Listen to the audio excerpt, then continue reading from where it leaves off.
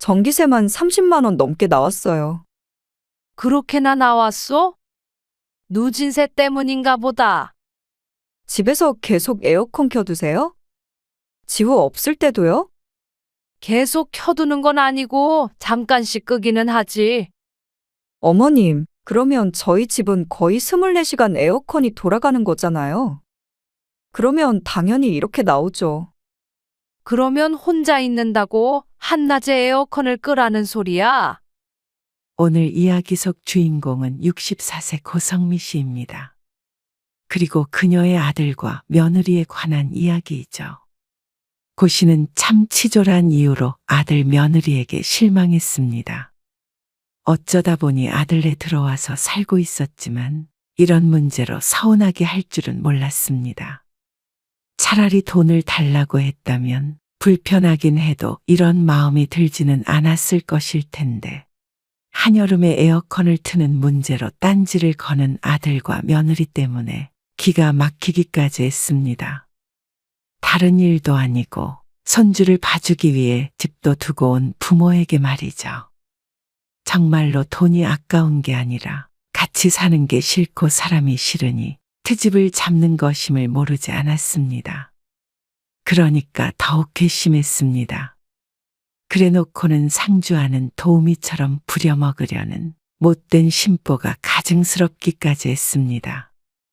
그러니 애가 어느 정도 컸는데도 쫓아내지 않고 계속해서 같이 살려는 것이겠죠. 구박은 덤이었습니다. 하지만 고 씨는 자신이 뭐가 아쉬워 이런 취급을 당하며 아들네에 머물어야 하나 싶었습니다. 그럴 이유가 전혀 없었습니다. 고 씨가 떠나면 아쉬운 사람은 고 씨가 아니라 아들 내외였습니다. 어리석은 아들 부부는 그걸 모르는 모양이었습니다. 고 씨는 딸 하나, 아들 하나가 있었습니다. 고 씨는 남편의 영향으로 평생 아끼며 살았습니다. 남편은 구두쇠 소리를 들을 정도로 낭비를 하지 않았습니다. 그 덕에 없이 시작해서 집도 마련하고 먹고 살았습니다. 그래도 자식들 교육시키는 것에는 지원을 아끼지 않았습니다. 그리고 자식 둘을 결혼시키기도 했으니 지난 삶을 잘 산 것이라고 봐도 될 것 같았습니다. 남편은 세상을 떠났지만 큰 문제가 없다면 앞으로 자식들에게 손 벌리지 않고 내 한 몸 건사할 정도는 되었습니다. 그러니 이제는 혼자 잘 살기만 하면 된다고 생각했습니다. 그런데 인생이 뜻대로 되진 않았습니다. 자식들이 결혼할 때는 둘 다 똑같이 보태줬습니다. 집 한 채씩 떡하니 해주지는 못했어도 어느 정도 부모 역할은 했다고 생각했습니다. 그런데 아들은 결혼한 지 1년 만에 전세금을 빼서 홀랑 날려먹었습니다. 어쩌자고 그랬어? 이렇게 될 줄 몰랐죠. 저희도 잘 살아보려고 했던 거예요. 며느리도 고개를 숙이고 있었습니다. 며느리가 회사를 그만두고 가게를 차린다고 했다가 계속 적자를 메꾸다 못해 얼마 전에 폐업을 하게 되었습니다. 장사를 하던 사람들도 경기가 어려워서 접는 마당에 참 패기가 넘치는 아들 며느리였습니다. 잘 살아보려던 것은 알기에 뭐라고 할 수는 없었지만 그렇다고 해서 아들이 하는 말을 듣고 마냥 위로만 하고 있을 수만은 없었습니다. 그래서 이렇게 찾아온 이유가요. 아들은 잠시 머릿속에서 말을 고르는 듯 망설였습니다. 그러다가 하는 말에 고 씨의 눈이 커질 수밖에 없었습니다. 이사를 가야 할 것 같아요. 형편을 생각하자면 작은 집으로 전세자금 대출을 받아서 가거나 월세를 가야 할 것 같았습니다. 그런데 아들은 원래 살던 곳보다 더 좋은 전세집으로 옮기고 싶어 했습니다. 그런데 대출은 절반 정도만 받고 나머지는 고 씨에게 보태달라는 말이었습니다. 그래야 이자를 덜 낸다고 말이죠. 하지만 그렇게 큰 돈을 내줄 만큼 여유가 넘치지 않았습니다. 앞으로 20년을 살지 30년을 살지 모르는데 말이죠. 나이 들면서 경제적 능력은 점점 줄어가니 가지고 있는 돈을 허투루 써서는 안 됐습니다. 그렇게 큰 돈을 어떻게 보태주니? 월세를 갖다가 이사하거나 좀 작은 집으로 가. 맞벌이 하면 금방 일어설 수 있을 거야. 이제 애도 생기고 할 텐데 어떻게 그런 집에서 살아요? 안정감이 있어야 돈도 벌고 하는 거죠. 그 돈 주면 엄마는 잠도 못 자. 누나 걱정돼서 그러시는 건 아니고요? 누나한텐 제가 잘 말할게요. 딸 성격을 봐선 그런 쪽에는 관심도 없을 것이었습니다. 고 씨의 도움 없이도 잘 살고 있었고 말이죠. 아들에게 거절한 것은 순전히 고 씨의 노후 걱정 때문이었습니다. 누나 때문이 아니라 그 정도는 엄마도 능력 없어. 이 집 대출 받으면요? 뭐? 그건 안 되지. 아니, 생각은 좀 해보고 결정하셔도 되잖아요. 아니야. 괜히 기대하게 해서 뭐해. 엄마도 나중에 너희한테 안 기대려고 아끼며 살고 있어. 하지만 아들은 계속해서 궁시렁거렸습니다. 고 씨가 돈을 숨겨놓고 안 주기라도 한다는 듯이 말이죠. 땡전 한 푼 없는 건 아니었지만 아무리 생각해도 아들네를 좀 더 좋은 집에 살게 하기 위해서 빚까지 질 수는 없었습니다. 미안하다. 다른 방법 찾아보자. 고 씨는 끝내 아들의 부탁을 거절했습니다. 그러자 며느리도 표정이 좋지 않았습니다. 아들은 말할 것도 없고 말이죠. 며느리는 다시 직장에 다니게 되었고 아들네는 이사를 했습니다. 그 이후로 당연한 일인지는 몰라도 아들 내외와는 조금 대면대면 지냈습니다. 그 전에라고 자주 왕래하는 것은 아니었지만 그래도 느껴지는 분위기라는 게 있었습니다. 전화통화도 더 뜸해졌고 방문은 거의 없었습니다. 3, 40분 거리라 언제든지 마음먹으면 올 수 있었는데 말이죠. 그런데 반년쯤 뒤에 며느리가 임신했다는 소식과 함께 언제 그랬냐는 듯이 연락이 잦아졌습니다. 그러면서 서서히 다시 왕래를 했죠. 저희 왔어요. 그래. 왔니? 네. 명절이라 그런지 가까운데도 차가 좀 막혀요. 얼른 와라. 배고프다며? 오늘따라 더 푸짐하네요. 임신하면 잘 먹어야 되잖아. 임신한 며느리를 위해 차린 것도 있지만 아들의 부탁을 거절했던 일도 마음에 걸려서 더 신경을 썼습니다. 돈은 못 줘도 이런 것은 얼마든지 해줄 수 있었습니다. 아들은 지난날 일은 다 잊은 듯 굴었습니다. 그래서 고 씨도 마음이 조금 편해졌습니다. 근데 불 좀 켜고 사세요. 어두워서 눈이 다 침침해지네. 필요한 불은 다 켰잖아. 등이 이렇게 많은데 하나밖에 안 켰잖아요. 그래도 잘 보이잖냐? 아직도 화장실에 불 안 켜고 볼일 보시죠. 잠깐 들어갔다가 나오는 건데 뭐. 그렇게 아껴서 뭐해요. 얼마 차이도 안 나는 거.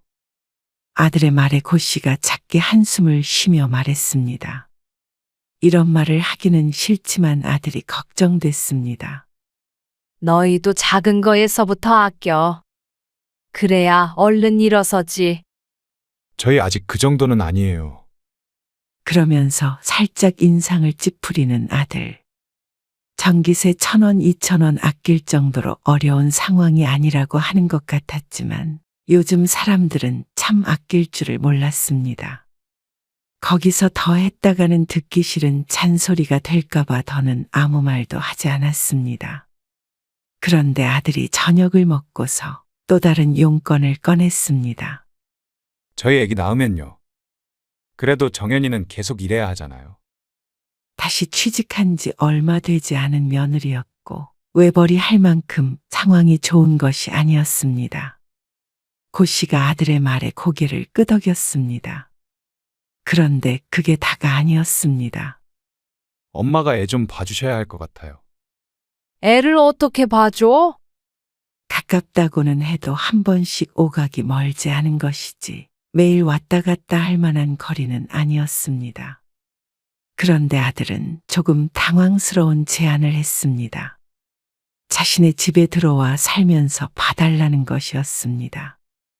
같이 사는 것은 생각해 본 적도 없었습니다.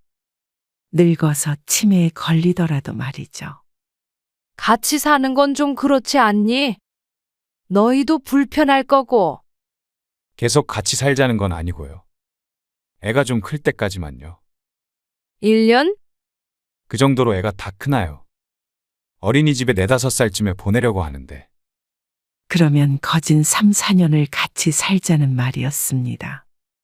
그 말에 얼른 그러자고 할 수가 없었습니다. 엄마도 집에만 계시면 적적하잖아요. 사실 늘 집에만 있는 건 아니었지만 아들이 보기엔 할 일이 없는 것 같았습니다. 이번 부탁은 거절하지 말아주세요. 그 말에 고 씨가 뜨끔했습니다. 돈은 못 줘도 손주는 좀 봐달라는 말을 애둘러 하는 아들이었습니다. 그럼 이 집은 어떻게 해?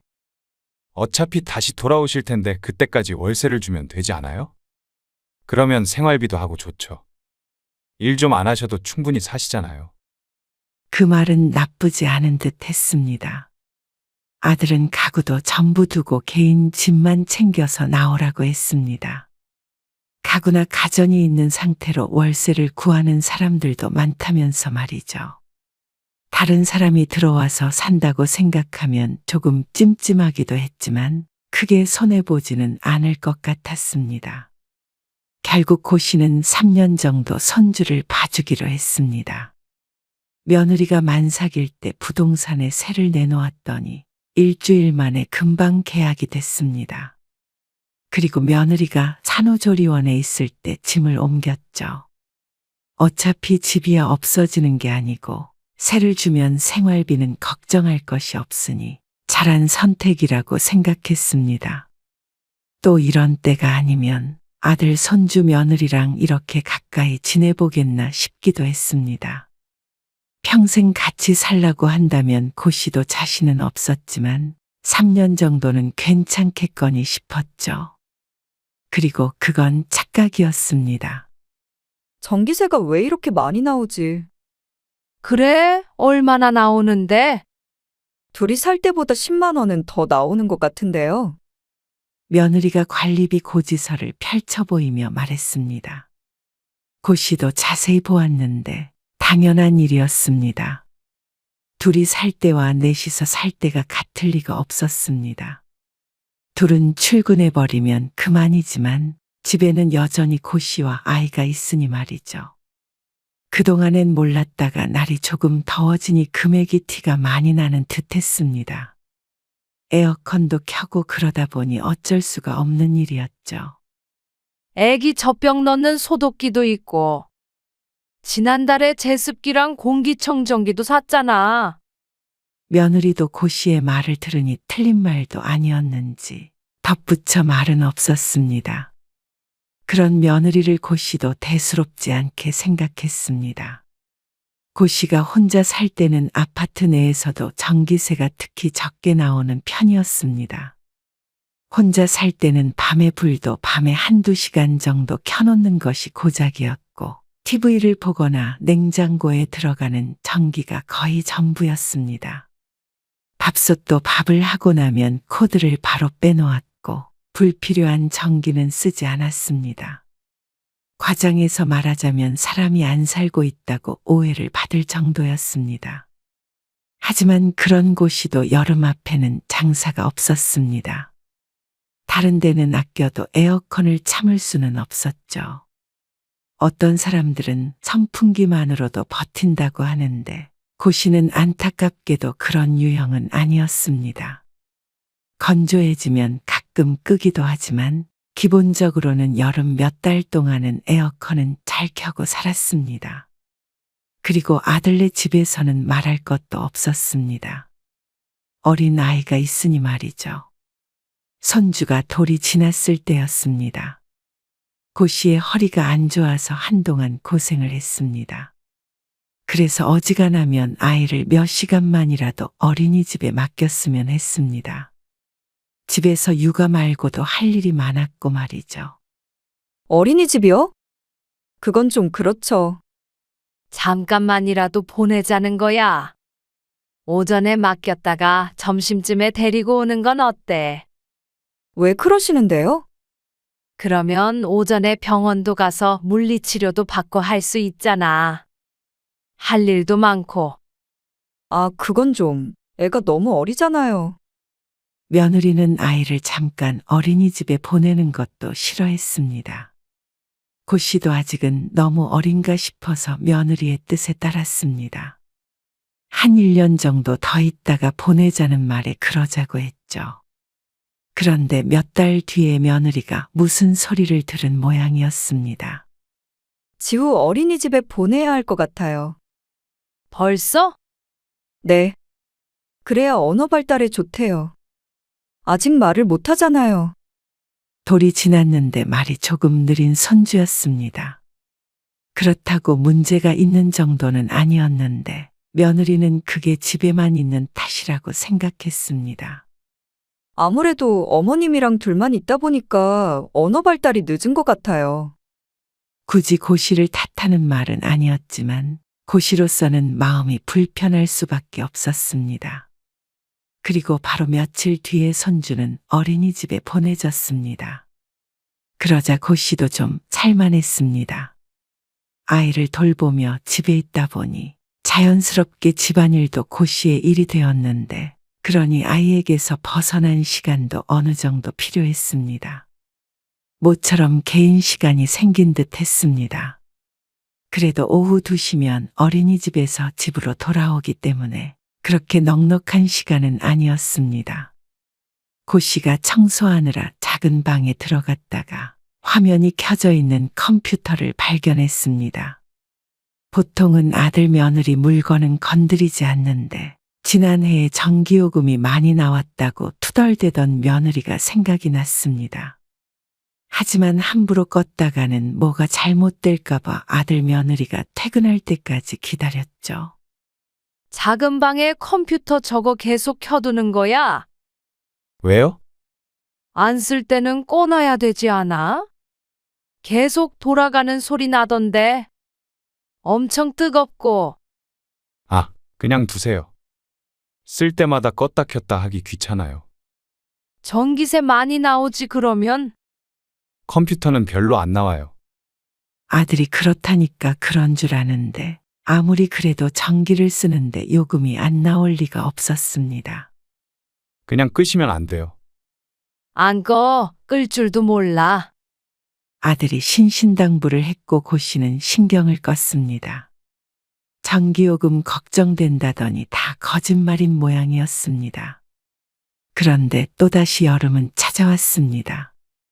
일찍부터 더워져서 6월 초부터 에어컨을 켰습니다. 어머님, 여기 앉아보세요. 어느 날 갑자기 며느리가 고 씨를 식탁 앞으로 불렀습니다. 저녁을 차리고 있던 고 씨는 어리둥절한 표정으로 며느리와 마주 앉았습니다. 왜 그래? 며느리의 심각한 표정을 보니 무슨 일이 있나 싶었습니다. 이거 7월 관리비 고지서거든요. 기시감이 들었습니다. 지난해 있었던 일과 겹쳐 보였습니다. 왜? 전기요금? 네? 얼마 나왔는지 아세요? 고 씨가 짐작해서 물었는데 역시나 맞는 모양이었습니다. 전기세만 30만 원 넘게 나왔어요. 그렇게나 나왔어? 그 정도면 많이 나오긴 했습니다. 지난달에 하도 더워서 많이 틀기는 했습니다. 다음 달 전기요금이 걱정이었습니다. 그래도 9월까지는 많이 더울 테니 말이죠. 누진세 때문인가 보다. 그런데 며느리는 그게 고 씨의 탓이라고 생각하는 모양이었습니다. 집에서 계속 에어컨 켜두세요? 지우 없을 때도요? 손주는 아침 9시에 어린이집에 가서 2시쯤 돌아왔습니다. 당연한 말이었습니다. 10시만 되어도 덥기 시작하니 말이죠. 계속 켜두는 건 아니고 잠깐씩 끄기는 하지. 에어컨을 켜기는 하지만 에어컨 바람을 그렇게 좋아하지는 않아 중간에 껐다가 켜기는 했습니다. 하지만 그래도 거의 켜고 있을 수밖에 없었습니다. 며느리는 한숨을 쉬며 말했습니다. 어머님, 그러면 저희 집은 거의 24시간 에어컨이 돌아가는 거잖아요. 그러면 당연히 이렇게 나오죠. 그러면 한낮에 에어컨을 끄라는 소리야? 계속 틀어두시는 건 피하는 게 좋죠. 차라리 밤에 끄고 자야지. 그러면 잠을 어떻게 자요? 황당했습니다. 낮과 밤의 기온 차이가 있는데 그런 건 무시하고 자신이 잠을 잘 자야 하니 밤에 에어컨을 켜고 낮에 꺼야 한다는 말이었습니다. 그리고 가족들 다 같이 있을 때는 켜두는 게 좋죠. 혼자 있으니까 내가 끄고 지내라는 거야? 계속 꺼두라는 게 아니고요. 1시간 틀면 1시간 끄고.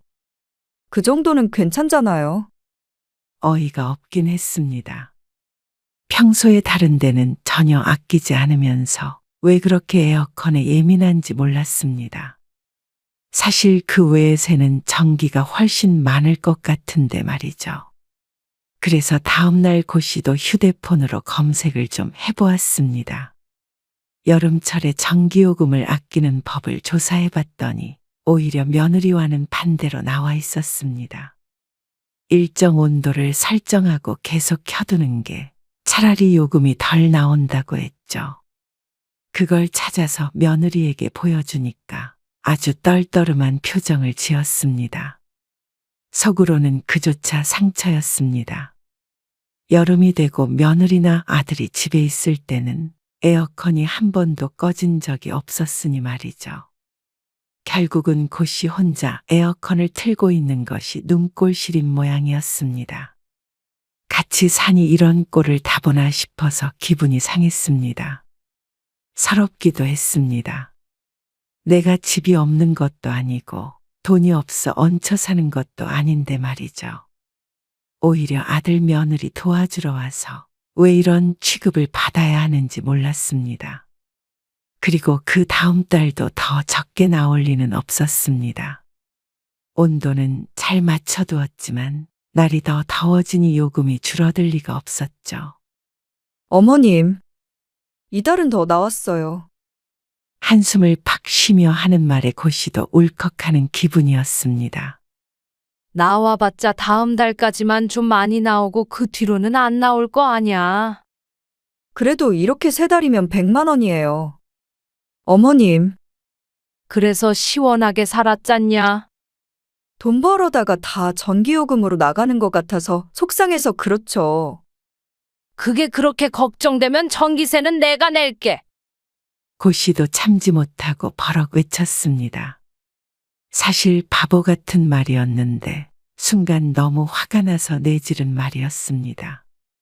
그리고 그 말을 며느리는 얼른 주워갔습니다. 정말요? 진짜 그러실 거죠? 헛웃음이 나왔지만 차라리 그 편이 나을 것 같았습니다. 자꾸만 눈치 보기도 싫고 에어컨을 가장 많이 이용하는 건 고 씨가 맞기도 했으니 말이죠. 그래서 그냥 지른 말이었지만 그렇게 하기로 했습니다. 서러운 것보다는 치사한 것이 나을 것 같았습니다. 그렇게 생각하고 보니 전기요금이 줄줄이 새는 게 눈에 보였습니다. 아들네가 놔두라고 해서 건들지는 않았지만 컴퓨터부터 각종 충전기, 기계들, 집안에 있는 모든 콘센트들이 더 이상 꽂을 공간이 없어 보였습니다. 에어컨도 아들이 자취할 때부터 쓰던 게 안방에 걸려 있어서 전기를 많이 잡아먹을 것 같기도 했습니다. 그리고 3달 전부터 아들 며느리가 저녁에 운동을 하기 시작했는데 그래서 빨래도 많이 나와서 세탁기와 건조기는 거의 매일 한 번씩 돌아가고 있었습니다. 전기요금이 적게 나올 수 있는 환경이 아니었습니다. 그래서 청소를 하다가 안 쓰는 충전기나 코드들을 절반 정도 뽑아두었습니다. 같이 사는 동안 쓰는 걸 본 적이 거의 없는 것들이었습니다. 그러자 한 보름쯤 지나자 아들이 불같이 화를 냈습니다. 엄마, 식탁 옆에 꽂아뒀던 충전기 뺐어요? 그거 2주 전에 빼서 그 밑에 바구니에 넣어놨어. 아, 이거 왜 건드리셨어요?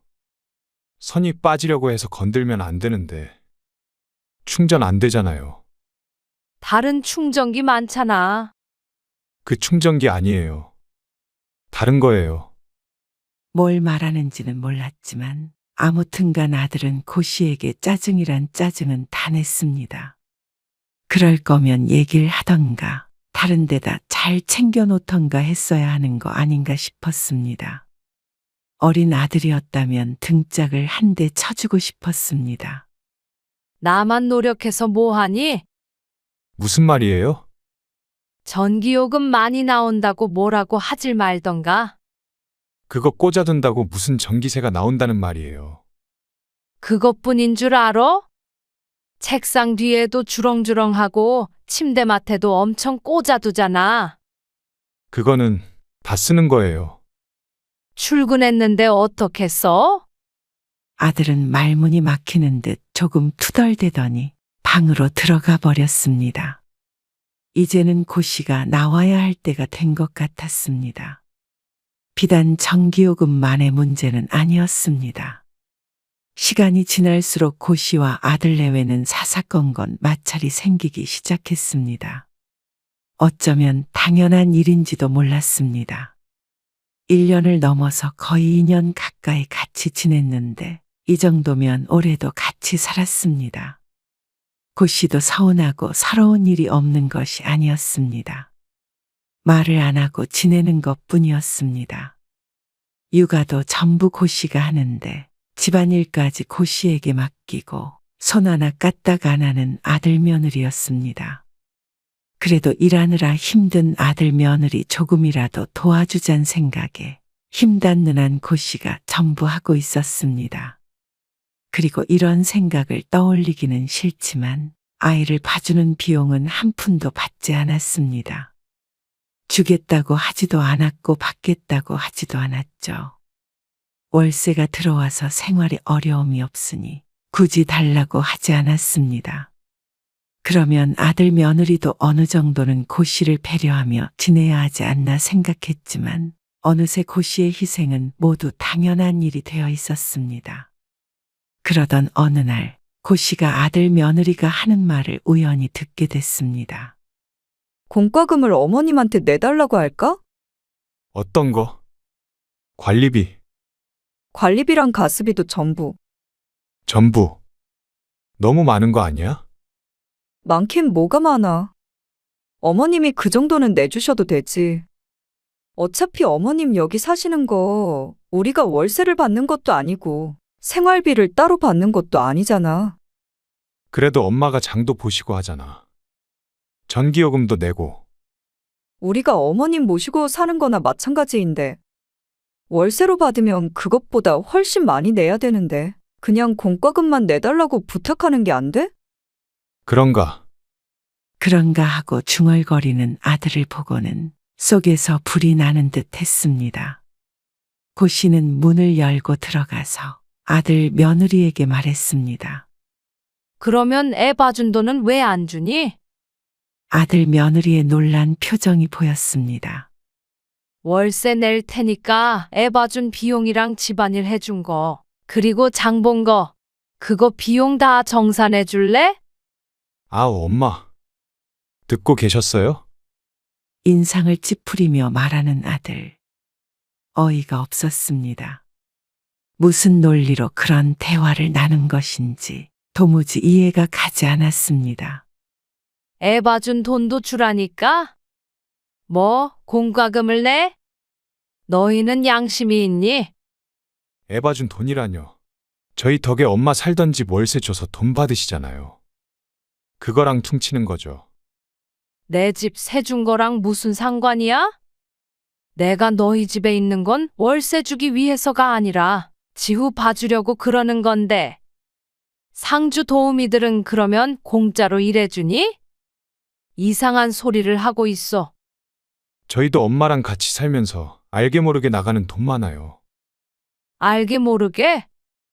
나는 무일푼으로 너희 집에서 노동하고 있는데 너는 그깟 전기요금, 그깟 가스요금 아까워서 그렇게 작당 모의를 하고 있어? 작당 모이라뇨. 됐다. 이제 그만둬야겠다. 정말 치사하게 굴어도 지우 봐서 참았는데 해도 너무한다. 그만두다뇨. 집에 간다는 말이야. 집에 어떻게 돌아가요? 세입자가 있는데. 공과금 얘긴 그냥 해본 소리예요. 세입자 있어도 곧 만기되면 나갈 거야. 그러면 너희 집에서 나도 나가마. 새로 구한다고 했잖아요. 내가 미쳤니? 더 이상은 이렇게 지낼 이유 없어. 고 씨가 돌아서자 아들 며느리가 당황하며 붙잡았습니다. 당장 나가지는 못하겠지만 정말로 기세가 심상치 않았기 때문이었습니다. 하지만 고 씨는 이미 마음을 먹었습니다. 그런데 얼마 뒤에 세입자가 정말로 한 달 뒤에 이사를 나가겠다고 알려왔습니다. 한 달이면 아들 며느리와 합가 생활을 청산하는구나 싶으니 속이 시원했습니다. 그런데 아들이 엉뚱한 말을 했습니다. 세입자 나가면 집 비잖아요. 그러면 엄마가 돌아가지 마시고 차라리 그 집을 팔면 어때요? 뭐? 그렇잖아요. 저희도 작은 집에 전세 살고 있고요. 거주가 불안정한데 어떻게 애 키우면서 살겠어요. 당장에 엄마 가시면 애 키우는 것도 쉽지가 않고요. 그래서 그 집 팔아서 저희 다 같이 살 집 사는 게 어때요? 기가 막힌 말이었습니다. 어떻게 하면 이 상황에 그런 말을 할 수 있는 것인지 몰랐습니다. 아마도 저들은 손해볼 게 하나도 없다고 생각하는 모양이었습니다. 며느리가 시어머니 눈치를 보는 타입도 아니었고 그냥 두면 애도 길러주고 집안일도 공짜로 해주니 말이죠. 됐다. 다음 달에 나갈 테니까 그런 줄 알아. 그리고 얹혀 산 월세는 줄 테니까 너희도 정리할 건 정리해. 뭘 정리해요? 애 봐주고 일한 돈 한 달에 250만 원씩 계산해서 줘. 250만 원이요? 그럼 갓난 아기 때부터 새벽에도 봐줬는데 그 정도면 싸게 받는 거야. 무슨 소리세요? 그 돈을 왜? 세상에 공짜가 어디 있니? 먼저 얹혀 산다고 관리비 내라고 했던 건 너희 아니야? 그건 그냥 그런 뜻이 아니었잖아요. 뜻이 어찌됐건 간에 달라고 했을 거잖아. 할 말이 없을 것이었습니다. 월세도 넉넉하게 계산해. 그래서 차액은 지금까지 같이 산 기간 동안 계산해서 통장에 넣어라. 그리고 며칠 뒤에 고 씨는 먼저 아들 집을 나와버렸습니다. 그리고 남편 없이 혼자 살고 있는 여동생 집에 몇 주 머물렀죠. 애를 어떻게 해요? 지우도 어린이집에 오래 있으니까 힘들고 아무리 오래 있어도 회사 퇴근 시간 때문에 늘 전쟁 같아요. 아들은 얼마 되지 않아서 고 씨에게 연락을 했습니다. 다시 돌아와서 아이가 5살이 될 때까지만 키워달라고 했습니다. 참 염치 없는 부탁이었죠. 다들 그렇게 키워. 너희만 유별날 거 없어. 그동안 도움받은 것도 남들이 봤을 땐 행운이야. 이렇게 가버리시는 게 어디 있어요? 너희가 쫓아낸 거잖아. 저희가 언제 쫓아내요? 꼭 문 열고 엉덩이 걷어차야 쫓아낸 거니? 며느리도 연락이 와서 죄송하다고 했습니다. 하지만 그런다고 돌아간다면 고 씨는 호구 중에 호구가 되는 것이었습니다. 그동안 고생했던 것은 평생 손주 볼 거 미리 실컷 본 셈치기로 했습니다. 이제는 좀 조용히 혼자서 지내고 싶었습니다. 남 눈치 볼 것도 없이 아들네로 들어가기 전처럼 말이죠. 그리고 받기로 했던 돈은 언제가 됐든 조금씩이라도 받을 생각이었습니다. 그래야 아들도 며느리도 정신을 차릴 것 같았습니다. 아들 며느리는 뒤늦게 땅을 치고 후회했습니다. 사람을 쓰자니 돈이 많이 들고 육아뿐만이 아니라 둘이서 밥해 먹는 것조차 쉽지 않아 보였습니다. 돈 안 들고 편한 삶을 자신들이 걷어찼으니 할 말은 없을 것이었습니다. 그렇게 모든 게 제자리를 찾았죠.